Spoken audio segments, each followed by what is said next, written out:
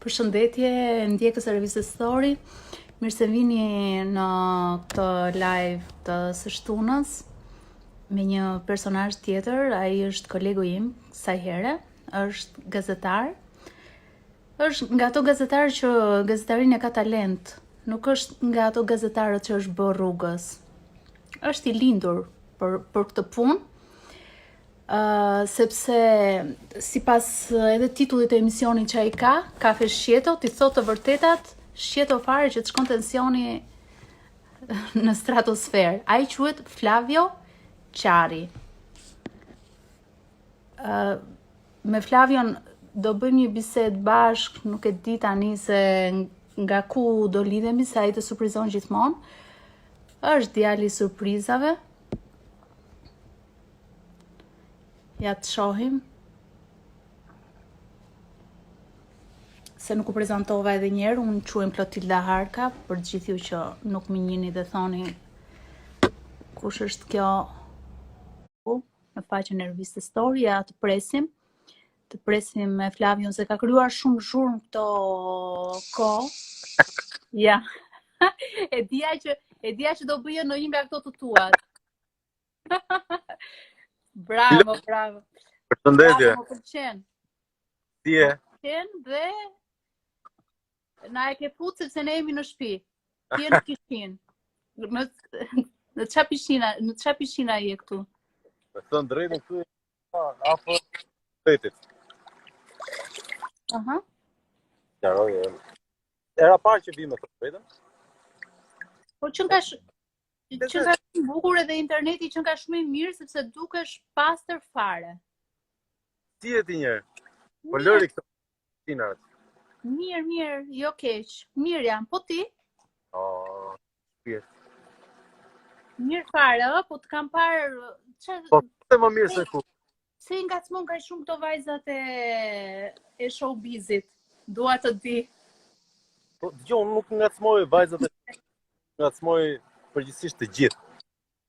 Edhe ti dhe unë jemi veteranët e kësaj pune dhe unë kam filluar me showbiz, kam kaluar në aktualitet, jam përzier pak në politikë, në kronikë të zezë. Çështja është që për shembull edhe në rastin e kësaj, gocës fundit, kam përshtypjen se e ke fjalën për Albën. Sot ishin gjitha Po ishin tërbuar, duke u marrë ishin tërbuar, po. Çështja është që problemi që un kam është me klanin, I cili ka logo kombëtare dhe ka I përgjegjësi ndaj publikut pavarësisht gomarliqeve. Po. Dhe janë e para një përveç estetikës, edhe në përmbajtje. Këto njerëzit që po dalin kanë probleme me diksionin, kanë probleme me fjalorin dhe japin shumë të mundshëm që një brezi I sheh dhe kanë një tjetër përshtypje dhe percepcion të njerëz. Dhe kështu që ka një mund edhe ndaj deontologjisë profesionale të zanatit ne kemi zgjedhur. Edhe ka një respektin ndaj publikut. Tash ti e di që unë bëj një emision të përgjithshëm. Edhe unë do doja shumë shkoja me tuta, me brek edhe të vishja kanatiere se mëngjesi shumë I sikletshëm psikologjikisht bësh gati, por zgjojmë çdo ditë herët për respekt ndaj publikut dhe për respekt ndaj zanatit që kemi zgjedhur të jetojmë me të. Më kupton? Po. Unë nuk kam asgjë me gocat, si e doj që ti kem shef gocat, por problemi im është me përgjithësinë e publikut. Pa le, siç është një gjë tjetër që bëjnë në Top Channel, që është një ultra neveri, po me ata nuk jam kap se ata janë përgjithsisht pa njohur dhe është problemi I topit me atë gomarlikun që kanë bërë aty, më kupton? Edhe është çështje e refleksionit ndaj profesionit, jo nuk ka të bëjë se njoh atë gocën fare. Po për çfarë ke fjalën për këtë program e topit, me që e përmende? Një aventurierët. Kjo është një kështu si film pa seks. Madje duhet të ketë dhe seks, por nuk duket. Edhe normal. Më kupton? Pastaj më e keqja ishte kjo e fundit, nuk e di, sot e zbulova, ishte një këngë e këtij Mozikut. Po. O zoti i madh. Qa kishte kënga e Mozikut, se kemi diskutuar njerë, kemi qenë diku bashkë të dy në një emision dhe madje ke thonë që nuk kam rep Në Shqipëri apo jo? Jo. Tjetër që ka rap Shqipëri dhe duhet të ketë rap. Nuk ka, në kuptimin nuk ka rap të mirëfillt. Patjetër që nuk ka, domethënë rap në Shqipëri bëjnë 5 veta, të cilët fatkeqësisht nuk jetojnë dot me rapin që bëjnë. Rap të mirë. Dhe gjithë ata që jetojnë me rapin që bëjnë nuk kanë lidhje me rapin. Më kupton? Nuk ka fare, është një çmenduri, sidomos ky perversiteti dhe nuk çështja që muziku i ka fansat më të madhin e ka akoma me Pelena. Çështja është mesazhi që i lejohet atij debilit japi është i tmerrshëm. Dhe ai të hëngsha më hëngsh, të hëngsh vllai me të bëft mirë, po çfarë faj kanë fëmijët e këtij vendi, më kupton që e ndjekin, e klikojnë, i zbavit ajo gjëja dhe nuk ka si filter dhe kemi që është gati çdo lloj portali, televizioni dhe media që mos na e shani qeverinë, po çdo lloj pedofili pervers të kësaj natyre, çdo lloj deformimi nuk ka si problem, nuk thot askush asgjë, nuk shqetëson askënd këtë papritur. Po me që the që ka repista, cilë do përmendje ti si repista që bëjnë vërtet atë repin që supozohet që është i vërtet, domethënë. Gjapi, bën rep. Repi, po ta shohësh, repi West Side Family, pjesa rep e repuar, jo e kënduar e Landit, është një rep që është edhe shpreh shoqërinë shqiptare, se çështja është që këta kuptojnë se çfarë funksioni ka repi. Repi normalisht është një refleksion ndaj momentit që shoqëria kalon në çdo kohë. Qoftë gjërave që kanë qef njerëzit, qoftë gjërave që i shqetësojnë njerëzit, mënyrës se si njerëzit u pëlqen të zbaviten. Më kupton? Por sigurisht e thuash nga pika ampi. Më kupton? Kështu që nëse ka një family friendly, është repi West Side Family apo grupeve edhe po them kot edhe produkti 28 deri diku, me që ata nuk bëjnë më muzikë. Po G-Hapi për shembull vazhdon bën një rap që edhe pse e ka në një sens mase dhe në një sens logjik edhe përdorimin e fjalëve të pista. Më kupton, çështja është nuk ka i sens mase, katastrofë. Është katastrofë serioze. Po mirë, nuk përmendë asnjë nga këto emrat që janë në krye të listës gjithandej. Nuk e di. Kam shumë thinja, nuk duket ka ujë, po kam shumë thinja për të Po mirë, nga të huajt kush të pëlqen që ta dim ku janë shijet e tua? Rape? Dr. Dre. Tjetër, po mos kesh qef Eminemin është si mos të pëlqej uji, kupton, është idiotësi. Se ti kam dëgjuar shumë rap në fakt. Unë jam nga ato që të Wu-Tang Clani, jam për ne them që jam me shumë thinja, tjetër. Ti do të kur ka ardhur Wu-Tang Clani në Tiranë. Ishte edhe kështu shumë pak të njohur atëherë, po ishte super nivel artistik koncerti rapi. Po flasim. Pastaj në Kosovë prodhojnë muzikë shumë të mirë. Mirë, po ata që ne glorifikojmë këtu, kresha spektakolar. Nga këto të rinjt është një Luni, nuk e di, është brillant Luni. Brillant edhe në mënyrën se si e ka frazën, deliverin që i bën vargjeve, timbrikën brillante, që edhe artistikë këndshëm për të dëgjuar. Më kupton, nuk është se tentojnë skandalin vetëm me mami, alkooli, seks, droga, rock and rolli, jeta, Skënderbeu, kështu me radhë. E kuptoj. Shpesh në shënjestrën tënde janë bërë edhe vajza të muzikës. Mos i përmendim tani, dikujt i ke shkruar një letër?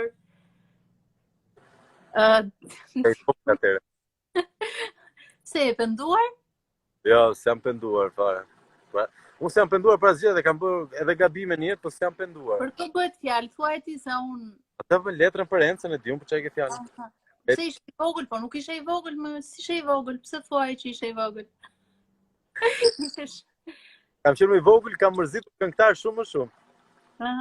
E di se edhe në gazetari për këtë je shquar, je tipi që mërzit edhe në fakt ke përmbushur atë moton ose filozofin që gazetari mirë duhet jetë ai që mërzit një person çdo mëngjes. Benedetto Croce, më pëlqen që citove Benedetto Croce, çdo gazetar dikë çdo mëngjes. Po. Edhe ti tani kë mërzit në mëngjes me atë kafen tënde shqeto. Po, dëgjoj edhe pse është emision mëngjesi, ti e ke bërë kështu si show. Duket edhe si show mbrëmje, më kupton? Ndonjëherë. Po në fakt ka fshirë është emision aktualiteti. Përpiqem fort të shqetësoj dhe të mërzis sa më shumë personat politikës dhe të pushtetit të paktën pjesën e parë të programit. Dhe diku nga ora 8:30 fillojnë telefonatat me publikun, janë për shqetësimet e publikut. Dhe më pas kaloj te pak showbiz, kush bën gabimin që pranon ftesën. Po jo, nuk është se dua t'i mërzis, përpiqem vetëm njerëz që kanë një përpiqem të njerëz që kanë një gjë për të ndje, për shembull kisha që po një regjisor të ri, Velmir Tini, për një dokumentar për bekim fëmijë. Dhe ajo është diçka që mund t'i japi publikut. Okej, kanë shumë klikime, nuk të ofrojnë shumë views-a. Po tash është se më akuzojnë mua që duhet bëj famë me këto pjeshkat e vogla dhe ndërkohë nuk shohin punën time, ajo për cilën unë duhet gjykohem, që ka të bëjë vetëm me një target tjetër, me një produkt tjetër, me një mesazh tjetër. Humbet ajo, më kupton, humbet. Humbasin shqetësimet e qytetarëve, humbasin problemet e njerëzve, humbasin fakti që kemi qenë domethënë i parë që live drejtorin e policisë bashkiake për romët që rrifeshin si t'ishin shtaz rrugë dhe jo njerëz gjallë, më kupton? Dhe jo është problemi që merrem unë me e asaj balerinës. Merri pa besues. Ti e njeh personalisht Alba Hoxhën? Ja, as se kam takuar ja. Po të pëlqen si femër kështu, si nuk është duket e përshtatshme për atë rubrikën e motit? Dgjoj, Alba Hoxha nuk është e përshtatshme dhe nuk ka si tjetë e përshtatshme për rubrikën e motit, jo për pamjen e saj, përveç pjesës estetike që ajo është goxh shumë simpatike dhe e keq trajtuar sipas kodeve të televizionit, të televizionit kombëtar, në orarin prime time. Problemi është Alba Hoxha nuk mund të japi motin, ndërkohë që qindra mira vajza të artikuluara, të shkolluara, nga meteorologët deri te gjitha të postat që kanë profile të tjera studimi dhe kanë artikulime të mirë, diksion të mirë, kuptueshmëri më të mirë se çfarë po thon se ti e dallonte ajo dhe të shumë vajza të tjera që japin motin, që as nuk e kuptojnë se çfarë është presioni i ulët atmosferik si shprehje, nuk ke fare zero ide. Mua më ka bërë përshtypje diçka që asnjë nga ato nuk e di se si, asnjë nga ato nuk e thot do të lën. E thon djedhi. Domethënë dhe më vërtet më bë përshtypje them si ka mundësi që këto nuk e thon do të lën. Me të gabuara me noflën. Dësha. Po, atëherë pse do të thënë bëhet zgjedhje e gabuar. Pse janë këto vajza aty? Si mendon ti? Zgjidhen thjesht për format? Çfarë ndodh në televizion sepse ti ke dhe eksperiencë televizive, ke punuar në shumë formate. Fatkeqësisht po. Edhe tani pres të thuash në një gjë nga ato bo. Jo, në dilema të forta jam. Po. Është shumë e komplikuar, këto goca janë reflektimi i momentit që kalon shoqëria shqiptare. Dhe përderisa në shoqërinë tonë një kategori e caktuar individësh nuk na shqetësojnë më në jetën e përditshme, edhe në jetën mediatike ja kanë dalë që një kategori e caktuar nuk na shqetësojnë. Do të thënë, kalosh nga profile të spikerimit si Bana Braçe, nuk dua të flas kështu gjërat që i mendoj realisht, po te ish prostituta ose prostituta aktuale merri pa besueshëm dhe ka përshtypjen përderisa ne në shoqërinë tonë, në Shqipërinë tonë i pranojmë që gjithë njerëzit të mos na shqetësojnë kur kapin vende, të mos na shqetësojnë kur deputetët janë budallëj, kur biznesmenët vinë nga sfondi i drogës dhe nuk vinë nga sfondi i mirëfillt i sipërmarrjes.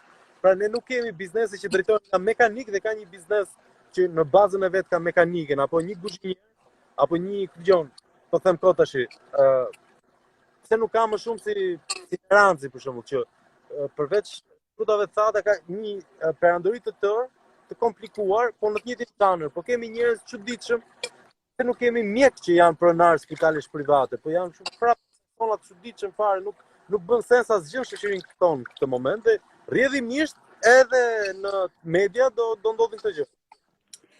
Flavio, po shoh që Zajda Çobo është një personazh që është komentuar jo pak këtë kohë. për shkak të dhunimit të djalit të vet 15 vjeçar, po të përshëndet. Ti si çfarë qëndrimi mbajte ndaj kësaj? Se u tha pastaj që Zajda u ble nga drejtuesit e policisë, gjëra të tilla. Unë e mbështeta Zaidën, nuk po themi pare, se do të bëj keq, po parët e transmetuam, ishim televizioni i parë se qelloi të mesmen në mëngjes. Pra ishim televisioni i parë dhe emisioni i parë që e transmetoi videon e djalit të Zaidës. E kishim të pasnesërmen dhe Zaidën.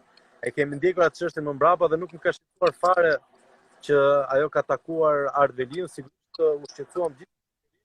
Çështja është që ajo është në pavarësisht se çfarë bën Zaida, pavarësisht përgjegjësisë vet individuale, çështja është që shoqëria duhet të ketë mekanizma për t'i mbrojtur këta njerëz. Fëmijët, personat që nuk kanë mundësi, se tash ajo është një nënë e vetme, se presim ne që çfarë do bëj Katanin tash t'i dali gjithë kundër. Sigurisht ishte një vetëm, problemi është që mekanizmat e shoqërisë. Më kupton? Deri në këto momente problemi është që nuk kemi as pushuar nga puna, i kemi pezulluar, po jo të pushuar nga puna, as njerëz në ndike penale. Dhe se si e zgjidh dhe e shplan atë me ashtu policia është problemi i policisë, problemi jonë ka të bëjë me i kërku llogari Zaidës. Ka të bëjë me i kërku llogari policisë, ne nuk kemi kurrë çfarë i bëjmë gomarit dhe gjithmonë do i bëjmë samarit. Ky është merri i pabesueshëm dhe kur ku ne bijem vazhdimisht. Flavio, je shumë të kënaq biseda me ty, edhe të vjen të kalosh nga një ditë në tjetrën paruar për një ditë. E ta plani ki? Kur e gjen veten kështu. Dëgjoj, po nuk je i vetëm tek ajo pishina aty? Shef njëri dhe. Ha? Nuk shoh fare.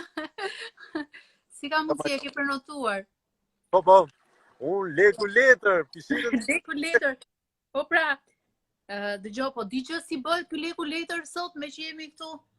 Dëgjoj, unë kam 17 vite që e bëj këtë punë. Po. Fatkeqësisht. Jo, prit t'i bëjmë llogarit bashkë. Ka filluar Radio Tirana në 2000 te emisionet e televizion 2004. Te televizion e kushme. Dhe sot e kësaj dite, më shumë se 3 muaj pa punë si përballoj dot. Okej, përpiqem të jetoj mirë, fatmirësisht jam paguar mirë, po unë nuk kam bërë aventura të çuditshme, nuk kam bërë, ndoshta edhe nuk kam bërë dot kompromise të dukura. Se kam kuptuar dot botën e biznesit, botën e lekut modha, të ndërhyrjet për tendera e për pazare. Unë ditë bëj para atë rrogë dhe as nuk kam ndonjë merak të madh për të mësuar për të bërë gjëra tjera. Po mirë, nuk ke dëshirë edhe ti për shembull të jetosh një vilë si ajo Ermal Mamaqit për shembull dhe Amarta Toskës. Jo, të kuptojmë. Plast ai që nuk e do mirëqenien. Çështja është Shqipëria në këtë moment për atë që unë bëj, kaq e ka hapen standardin. Unë fatmirësisht jetoj shumë mirë në qendër Tiranës, që një pjesë e vogël është merita ime dhe një pjesë e prindërve të mi. Por të arri nga një qytetar i zakonshëm i këtij vendi në një banesë 1 milion euro, masë është defekti im, por nuk e di si bëhet. Nuk e di si bëhet me punë, më kupton, me punë, me këtë punë paktën. Se me punë mund bëhet edhe patjetër që mund bëhet me biznes, mund të ketë 1 milion forma të ndershme. Po në televizion më duket pak e vështirë. Flas bësh vetëm emisione, se televizioni ka shumë korridore, shumë dhoma të çuditshme etj. Po, ato dhoma të çuditshme cilat janë? Nuk e jam fut dot asnjë. Unë kam probleme edhe me shefat e mi se nuk di të bëj servilin. Edhe unë me shefat o jemi hierarki absolute, disiplinore. Nuk kam arritur dot kur të mësoj. Madje në një televizion kam marrë një 10 paralajmërime për pushim nga puna, se nuk spionoja kolegët. Ata kishin një format gatshëm, nuk do e them emrin e televizionit. Kishin një format gatshëm ku ti raportoje për çfarë bënin shoferat, kameramanët, kolegët e tu. Edhe unë nuk e bëj asnjëherë atë se nuk e bëj dot, nuk ka lidhje me mund të jetë gjë e mirë, gjë e duhur, po nuk di ta nuk e shoh dot veten pasqyrë dhe unë pavarësisht se jam i shkurtër dhe i shëndosh, më ka pëlqyer gjithmonë ta shoh veten pasqyrë. Po të shke pse e thua? Se këtu duke i gjatë në këtë pozicion duke i gjatë dhe elegant, me muskuj. Pra, vetë,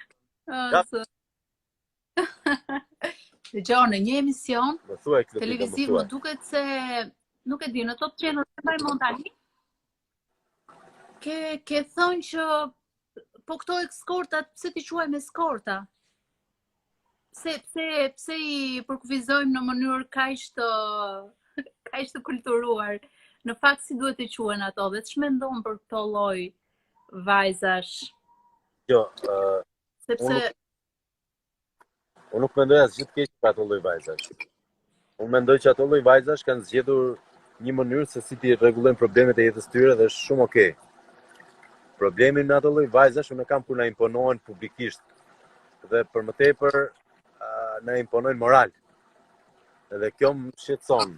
Okej, deri ke se si të defilojnë mund ta pranoj si sugjerim nga ato. Se mund të kenë lloj eksperiencë më të mirë. Po, flasim për kulturë, për shije, për moral, janë gjëra që në gjithë botën ka eskorta dhe nuk ka asnjë problem. Por në gjithë botën eskortat do shohin punën e vet. Nuk do futen nuk do i zën vendin Klotildës te Bizi, nuk do drejtojnë revista, nuk do drejtojnë portale dhe nuk duhet të drejtojnë asgjë që ka përgjegjësi publike. Dhe edhe kjo që ti po bën në këto momente ka i përgjegjësi publike. Unë njoh prej vitesh dhe dalloj kur është një intervistë jotja edhe pa e pas të emrin aty. Se e dalloj përmbajtjen e pyetjeve, këndin e bisedës etj etj. Po tash të bësh një intervistë edhe nga fillimi në fund gjoja një ditë njërën vetëm rënkon të po si e, po çfarë? Tash ajo nuk është as televizion, as intervistë, as gazetari, as është njëri që kam dek pa e sapt të lumt goja, s'ka nga jote në vetë. Duhet të di diçka. Pa e sapt se s'kojnë monevat, që target e fundit. Po pra po. Ndoshta flet në të ardhmen. Kujt Mundet. Po Mustafa Nano hapi një debat për gazetarët e sportit. Që e riktheu edhe shkrimtarja Flutur Açka para disa ditësh. Mendimi yt për këtë se të kam marrë për analizë sot. Do të pyet në fund për ty personalisht, por në fund fare. Dgjoj, të jap një kundër shembull mos ma merr për reklam për syrin. Te syri televizion, gazetarja jone e sportit quhet Enkeleda Zeko. Është pa mos ta dish kush është. Po, e njohim patjetër. Tashi, është serioze, ka profil serioz. Syri televizion është televizion i ri dhe mund të merrte një ushtrim me goca të vogla apo të reja, që të mbulonin sportin, të shiste imazhin etj, që do kushtonin dhe më pak. Dhe pavarësisht se është një televizion informativ, vendosi të investonte tek Enkeleda që duam apo s'duam është gazetarja elite e sportit, është e parë gazetare, e dyta prezantuese. Pra mori përsipër kosto të jashtëzakonshme, pse për treguar se çfarë është edhe se si duhet të jetë gazetaria sportive. Dhe Enkeleda është një nga vajzat apo gratë më të bukura në televizionet tona, është tmerrsisht e esëllt edhe në mënyrën si bishet, si lyhet, është tmerrsisht serioze te pyetjet që bën me të ftuarit, e njeh sportin, nuk është se është thjesht zogu vogël që shkon në stadium me pa ndeshje, më kupton? Pra, dhe unë jam shumë i lumtur për vendimin që morën drejtuesit e syrit në raport me Enkeledën. Dhe do doja të shifja vajza si Enkeleda apo Tako, apo Pejana Elezi që është KRTSH-ja. Pra që o janë profesioniste, ose kanë një imazh dhe një mision krejt tjetër. Se sportin edhe motin me bikini ka kuptim ajo punë. Ose duhet hapim një televizion tjetër dhe apo jam shumë dakord me zgjidhjen që i dha Zjarr TV-ja e Ismetit me Topless. Po thuj Topless, çoj deri në fund, bëhet tamam, mos bëj kështu, as kështu ata.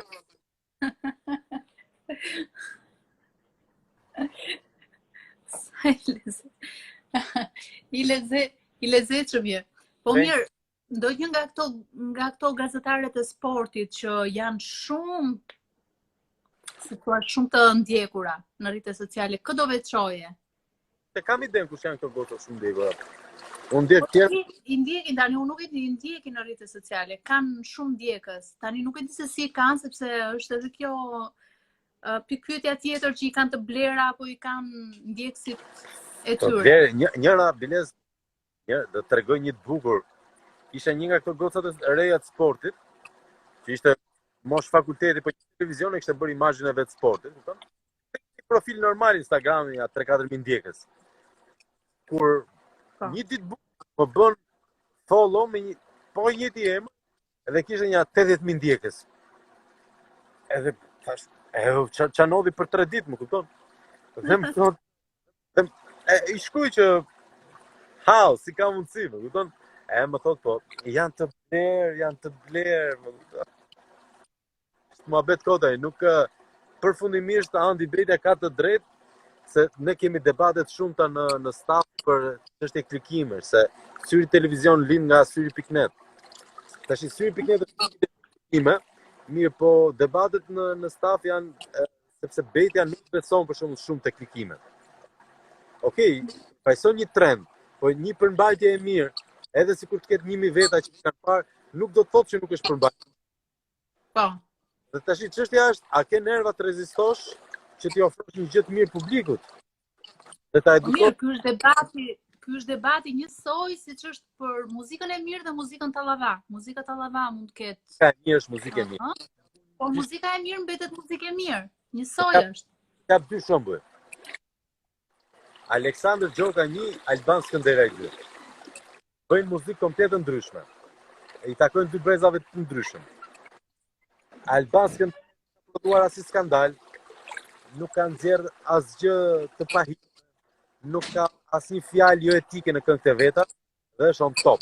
Dhe i ka minimalisht koncertet për stadiume, për kongresesh. E vërtet këtu a them dhe unë të gjithëve për Albanin? Asnjë gjë nuk e gjetë Alban Skënderaj. Edhe pastaj ke Aleksandër Gjokën, që pavarësisht se i takon një brezi krejt tjetër, ndryshe nga kolegët e vet që janë zhdukur, janë përgjitur, i ka rezistuar kohës, njerëzit mezi e presin, ke qef ta dëgjosh, prodhon, nuk ka humbur, nuk është demode, është i këndshëm, është interesant. Ka qitë. Është me vërtet, po, edhe unë e kam menduar këtë pjesë. Për shembull, Albani më ka bërë përshtypje për profilin që ka ruajtur. Bravo i qoftë.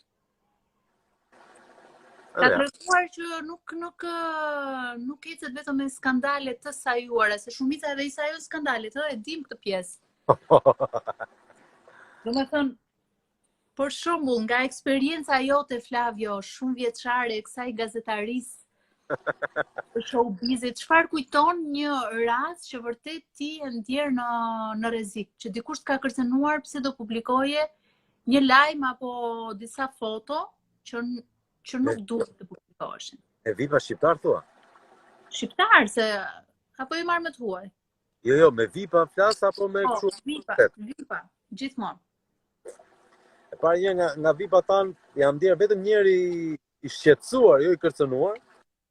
Ishin familjarët e një këngëtare që nuk do përmend, se e kam i kesh. Dhe kishte dalë një foto e asaj, drejtoja revistën Mat atëherë, ka qenë një revistë e për 2 javshme. Dhe e kishte nxjerrë, kishte dalë në skenë me mbathje, një pamje, si thon vëllezërit ta nga Kosova, e gërditshme. Dhe më vi familjarët e kësaj, njëri kishte armë, kështu gjërash, po ishte shumë fani se nuk dini dhe çfarë donin, më kupton? Pse e ke nxjerr, pse e ke bërë ti foton tonë? Sa fotograf, si mund ta bëjmë foton? Unë edhe nuk e kuptojnë disa. Edhe me celular akoma vetes kështu. Edhe ai ka qenë moment që u bezdisa se ishte kështu shumë e tepërt, po sharje, kërcënime patjetër, por nuk është se më kanë shqetësuar ndonjëherë. Ne kisha ndarë mendjen që kjo është puna ime, me ata njerëzit që unë e kanë filluar këtë zanat, më kanë dhënë ca mësime të caktuara. Dhe tash unë e di këtë zanat fal atyre. Domethënë, se qa bën lajm, se cili është sensi i masës. Dhe e kam mësuar nga njerëz si Armand Baku, si Adrian Thano, përmend ata të fillimit, si Edlira Kodheli që ka qenë dokumentaristja më e mirë që Shqipëria ka parë. Ariana Semini që ka drejtuar programacionet të gjithë televizioneve kombëtare. Dhe përderisa unë isha okay me këtë. Për shembull, kur ndodhi ky incidenti me Luarin, Po, se doja ta përmendja. Shumë njerëz thonin si e mbajnë akoma në punë këtë. Çështja është që me të dal nga emisioni asaj dite, unë fola me prorët e mi. Fola me Qimpekën, fola me Andi Betën, fola me kolegët dhe po diskutoj se dëgjoj, unë nuk besoj se jam i pagabueshëm. Mirë, po ka një Ta sqarojmë, më fal, ta sqarojmë se çfarë ndodhi me Luarin, se ndoshta ndjekësit nuk e din. Unë e pyeta. Domethënë ti e pyet. E pyeta, ti e mban Luar për vite shumë sekret jetën tënde private. Si ka mundësi se mos, edhe me shaka i them se mos e lidh me një bos droge që se tregon. Dhe tashi, një sekond, ka gjunën për lëm, Ambra, mos më rëtit Ambra. Ja, vetëm maskilist fundërrim. Po thoja. Dhe i pyes, dhe sigurisht që pata suportin atyre dhe patjetër që vazhdova në atë rrugë që kisha nisur. E para i bindur që nuk i kisha rënë qafë padrejtësisht. E dyta, ajo batuta ishte shumë me kontekst, pikërisht për çka kemi parë dhe dëgjuar vitet e fundit. Se si gjithë gocave tona të showbizit po ju arrestohet i dashuri për organizat kriminale, më kupton? Nuk kishte një gjë tjetër aty. Mirë, po çfarë thonë njerëz? Pse nuk e pushojnë nga puna? Qasjet, jo njerëzit, se nuk ishte në mas, po janë një pjesë e publikut që fatkeqësisht janë keq edukuar me kalimin e kohës dhe patjetër do ketë kështu reagimesh. Ishte pa lidhje fare se unë e dëgjova dhe ishte nga ato pyetjet ngacmuese që domethënë më mirë ti bësh se sa mos ti bësh. Ishte fiks nëpërmjet asaj se ndoshta nuk është rasti. Ti godisje i bie derës që të godisje një kategori tjetër, kështu më duk mua. Apo jo? Ishte pikërisht ai qëllimi, se unë s'mund ta bëja me dikë që i përgjigjej atij për shkrimin. Po. Dhe pyetja ta pyesja si e ka emrin filani me 3 pseudonime. Fiks fare. Unë aty e egzaltova atë gocën, në terminologji thjesht i ngreta topin asaj, që pikërisht apoja atë nga kategori, pra goca artiste, një gocë vetë punësuar, e angazhuar etj, që bën atë që do, bën atë që di dhe e bën mirë të tërshëm. Tashi prada mori kot, por unë do vazhdoj këtë gjë, si thonë prapa. Këdo doje të provokoje në këtë mënyrë një artist mashkull, që do doje ta provokoje në këtë mënyrë. Se ti tani e kemi parë që një pyetje bën ti dhe shkakton reaksion në publik. I ke ato pyetjet kështu me tamam shqeta. Është faj formatit jo imi. Po. Tar mashkull. Se ti, nuk e di, tash në fakt nga artistët e rinj që janë, nuk është se shoh dikë që do ta dëshiron ta provokoj opinionin publik. Më kupton, do të prodhoj art. I shoh që gjithë duan bëjnë lehtë, bëjnë të famshëm. Dhe asnjëri prej tyre nuk e ka kuptuar se ka një rrugë më të shkurtër që është më e thjeshtë. Në fakt, por që sa që është e thjeshtë është pa aq e komplikuar. Bëj një art mirë se njerëzit sidoqoftë do të ndjekin dhe do e konsumojnë muzikën tënde. Po nuk është se meshkujt e muzikës në Shqipëri i shohin në një pozitë tjetër, janë disi më në vështirësi, po me Florin do doja të flisja një herë tamam. Me Flor Momaisin. E di që ato po mendoja tani emrin e tij, ai po më vinte kështu në mendje. Me Florin po ka shkruar, me Florin duhet një dokumentar. Ka pasur VH1, ka pasur një dokumentar, një cikël dokumentarësh, që kishte emision në fakt, por që prodhonin dokumentare që thonë Behind the Music. Është një nga dokumentarëve më të famshëm në historinë e televizionit shqiptar. Dhe ata merrnin një grup apo një artist edhe kalonin ke familja, ke drithijet, ke sukseset, ke albumet, ke jeta personale, e kalonin gjithë në skaner. Dhe nëse ka një personazh që duhet kaluar një herë në skaner totalisht me gjithë ato momentet, me veset, me të mirat e veta, Flor Mumajes, i cili mirë apo për keq ka arritur ashtu si Elvan Skënderaj, jetë njëkohësisht i tjetër, por top. Po ç'a pyetje do i bëje Florit? Ja bëj që këtu një herë se Flori mbase na dëgjon. Ç'a Jo. pyetje do ti bëje? Ti më njeh dhe ti e di se unë kam shumë bezdi. Unë nga që jam për tac, nuk shkruaj pa do intervistat edhe përgjithsisht tentoj, po që ka mister, do të thënë e gjithë jeta e Flori Mumajesit e showbizit është shumë interesante. Me Elvana Gjatën, do isha shumë kurioz që të bëj publike mesazhi i fundit që ai ka në celular me Elvana Gjatën, më kupton? Ai do ishte shumë interesante. Jo domosdoshmërisht është skandal, po është vetë Ai po është o zot. Ajo kurioz.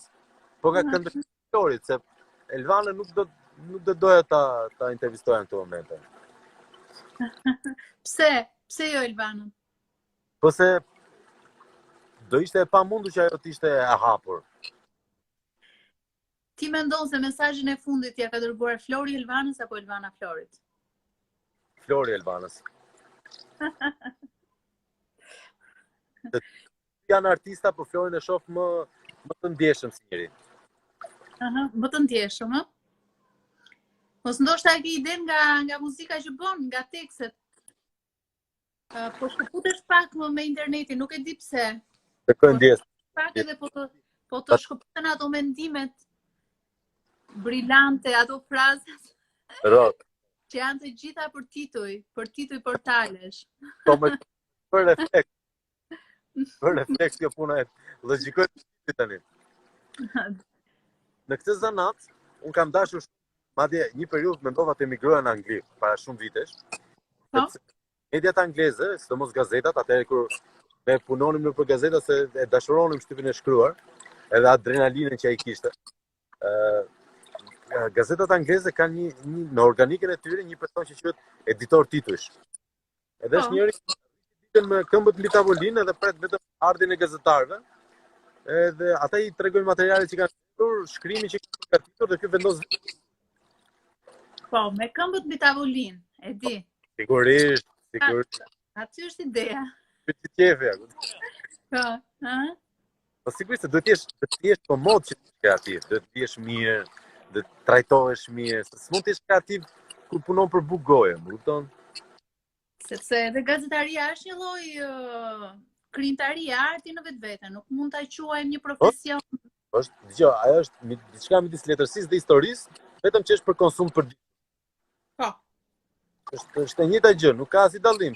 Ne na kërkohet që kemi të saktë shkrimtarët e letërsisë, na kërkohet që jemi pa inspiracion, na kërkohet që jemi të saktë historianët, po ndërkohë kemi një të njëjtën e kompensimit, qoftë në prestigj, monetarisht. Domethënë një shkrimtar frazë për një poezi do vazhdoj të respektohet edhe pas vdekjes, të jemi dakord. Dhe ndërkohë gazetarët që sigurisht janë ato standarde. Patjetër janë ato është i paritshëm, por që përpiqen të bëjnë letër çdo ditë zotit, nuk marrin kurrë meritat e duhura. Po, e vërtetë është, e vërtetë. Ky është artikulli i preferuar. Unë i rikthem të Oriana Falachit.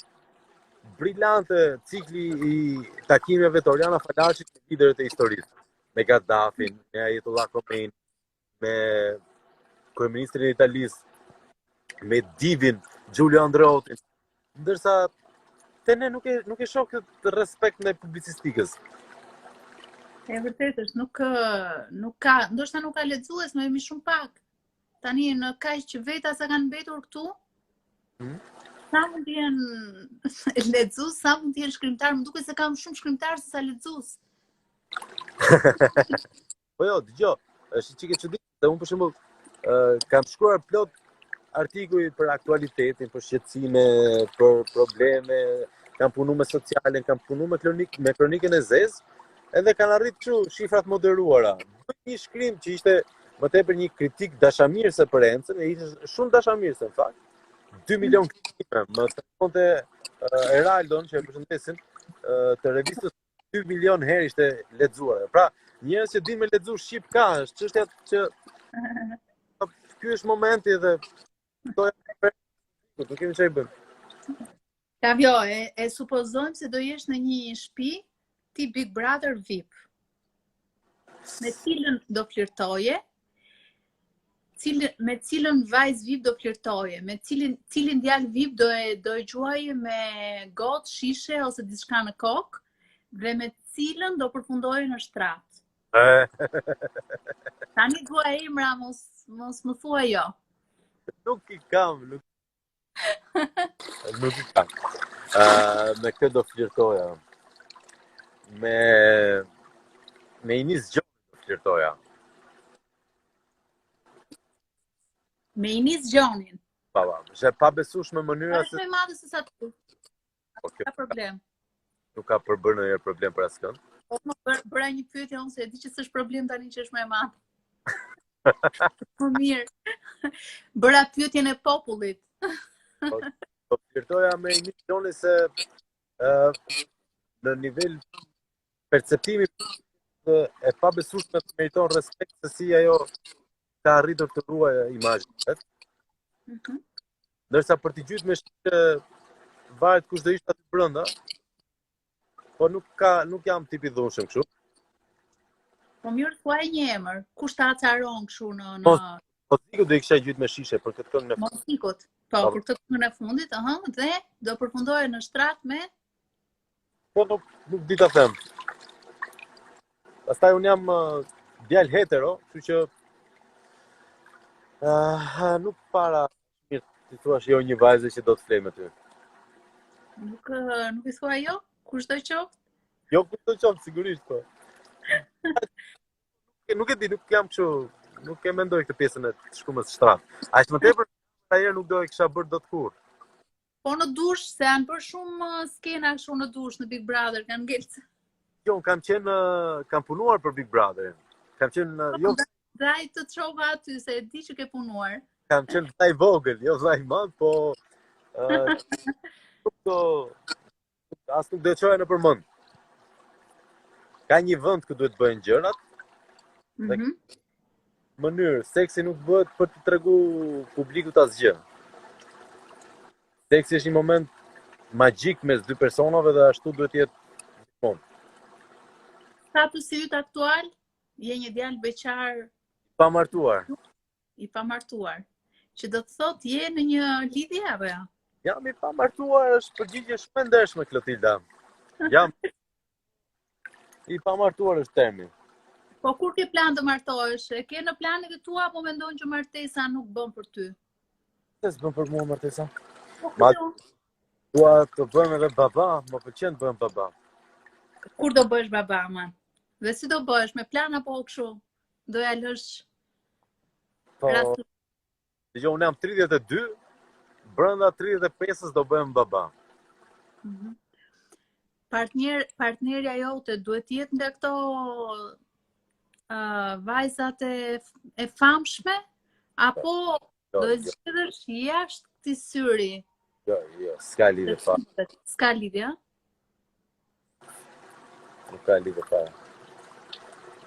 Atëherë me cilin shkrimtar, poet do e pije kafen shqeto në mëngjes? Shkrimtar, poet. Edmond Tupen. Edmond Tupen. Është një kënaqësi për veshët. Tingulli Trend kam pas një album, titulli i cilit më ka bërë përshtypje qerën e parë që e dëgjova dhe deri sot mendoj që është një nga titujt më të mirë që kam dëgjuar. Titulli ka për Si? Ka për vesh. Po. E kam dëgjuar dhe unë shpesh këtë. Ka gjetjet më interesante që kam dëgjuar nga emrat e albumeve në Shqipëri ndonjëherë. Se mos kujtojnë këta se më pëlqejnë vetëm Luan Zhegu me shtok. Jam e updateuar, thjesht pse Luani që nuk luante. Po një gotë mbrëmjeve, me kë do e shijoje për qef? Që është interesant, po duhet edhe me Fatos. Me kë? Fatos? Fatos Nanon, se shkëputesh pak. Fatos Nano. S'ke faj.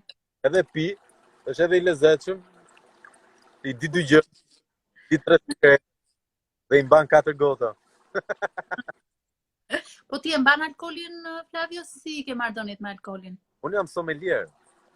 Ah, Domethënë, se e keq kuptojnë njerëzit nga që hedh shisha vere shpesh edhe kujtojnë se jam thjesht i alkolizuar. Unë jam sommelier dhe nga shisha vere që hapu nuk pi kurrë më shumë se 2 gota.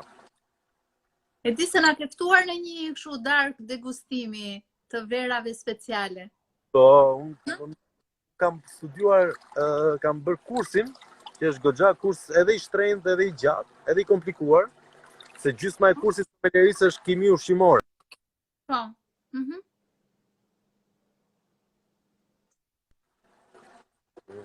Më dëgjon? U kthyem. Po shkëputesh pak ndaj. Po nejse. Po shkëputesh po prap të dëgjoj. Ja tani të se di duhet ta kesh internetin me problem, Flavio. Ndoshta duhet të dalësh nga pishina. Erdhi momenti të dalësh nga pishina.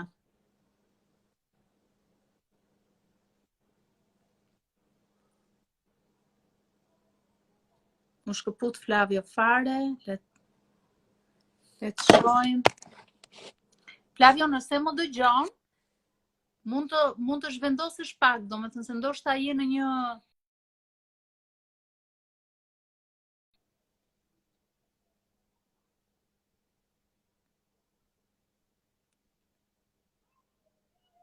Flavio shkëput.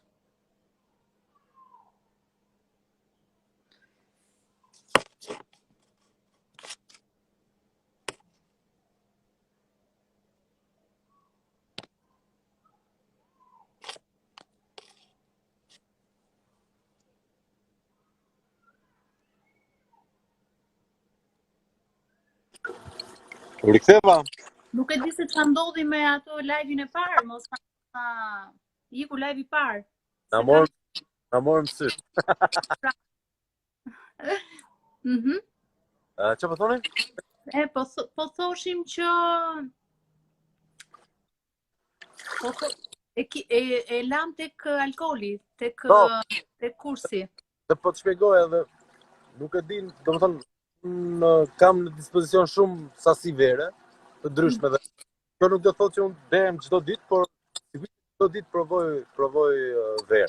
Po kryesisht janë vetëm vera, maksimumi është prosecco. Mhm. E di. Po ty tani kafja të pëlqen si pija apo thjesht të gjeti të duhej një titull i tillë me kafe nga që është në emision mëngjesi? Gjë tani të shpjegoj diçka të tmerrshme që më ka ndodhur. Unë kam qenë për minimalisht nga 10 vite të mira një i varur me kafeina. Ne kam pas mesatar nga 10 kafe në ditë çdo ditë. Me rekorde deri në 15 apo 16 kafe. Mirë, po gjatë kohës që po punonin për kafe sheto dhe për syri televizion, se nuk është se u angazhom thjesht për emisionin, u angazhom për gjithë televizionin. Kalova në një kështu overdose kafeine. Edhe pas analizave të shumta që bëra, gjithë doktorët më thanë që do ta lë kafen, fatmirësisht asnjëherë nuk më tha që do të lë verën. Kështu që tani dekafeinato në ditë, edhe këta verë në ditë. Tani pyetja e fundit se nëse e kalojmë 60 minuta na e mbyll Instagrami live-in. Pyetja e fundit me që ishin te kafe dhe do overdose. Këto overdozat e tjera i ke provuar? Ja, nuk kam pëlqyer asnjëherë mos ta kem veten kontroll. Më pëlqen shumë vetja. Po thjesht i ke provuar? Përkurisht i kam provuar, patjetër. Po. Hashash apo kokainë? Si thaj, si do që t'ishte përgjigja, nuk do t'a thoja ty dhe nuk do t'a thoja këtu. Po unë tani të pyes se unë mendoj që ti mund të përgjigjesh. Unë mund të përgjigjem, po nuk do përgjigjem. Por ti hyn tek personazhet që për veten tënde nuk përgjigjesh. E di se atë të kësaj pune. Adolescent, domethënë në adoleshencë tjetër që është dashur që të bëj eksperiencat e mia. Në moshën 19 vjeçare, unë kisha vite pune. Po. Edhe kisha shumë nevojë për pushime se s'kisha bërë pothuajse kur pushime vere. Dhe i them prindërve të mi që me gjithë respektin, po këtë verë as nuk do punoj, as nuk do studioj, thjesht kam nevojë që një 3 muaj të zhdukem dhe të stakohem, se nuk po e prodhoj dot. Edhe isha kështu gati pranë ezaurimit, më kupton? Dhe pata mundësi t'i bëj ca eksperienca. Atëherë, mirë po nuk kam asnjë merak të asaj natyre. Edhe unë e kam shumë bezdi mos ta kem veten kontroll. E kuptoj. Ndonjë hobi që ne nuk e dim, ndonjë hobi ekstrem? Çka ke ndonjë hobi ekstrem që publiku nuk e di për ty? Bicikleta. Bicikleta. Bicikleta është. Po. Edhe pse nuk duket nga pesha ime, në fakt, unë bëj shumë bicikletë. Edhe mund të eci shumë gjatë me bicikletë. Ti the pesha ime, po askush nuk ta pa peshën, kote e theksove. Po këtë. Dallaja mu që nxorra vetëm kokën. E njëjta gjë edhe tek emisioni mëngjesit. Ndodh ndonjëherë që vesh vetëm xhaketën sipër dhe poshtë me tuta ose, ha? Jo. Kam shumë respekt për publikun që të mos vishem edhe me kpuc, madje stresoj ndonjëherë edhe për çorapet që duhet kombinohen. Edhe pse e kuptoj. Flavio, unë u kënaqa, mu duken sa hapen mbyll syt këto 60 minutat me ty. Je shumë i këndshëm, kështu është do t'jesh. Je si ajo vera që na shërben atje, që sa kalojnë vitet bëhesh më i mirë. Tani futi një zhytje aty dhe miru ta kopshim.